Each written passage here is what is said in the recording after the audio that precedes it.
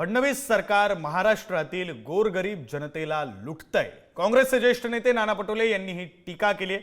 पोलिसांना कारवाईचं टार्गेट देऊन सरकारची तिजोरी भरली जाते असा त्यांनी आरोप केलाय।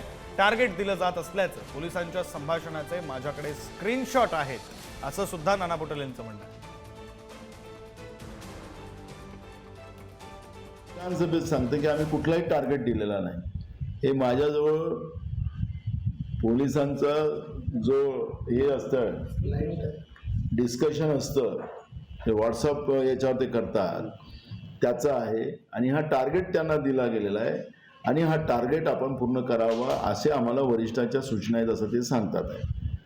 माझा सवाल असा आहे की सरकारला काय जनतेला लुटायचं आहे, गोरगरिबाला लुटायचं? एकीकडे लाडक्या बहिणीचं सांगताय, त्या लाडक्या बहिणीच्या नवऱ्याला लुटायला तुम्हाला दिलेलं आहे आणि म्हणून सरकारने हा थोतांड थांबवला पाहिजे।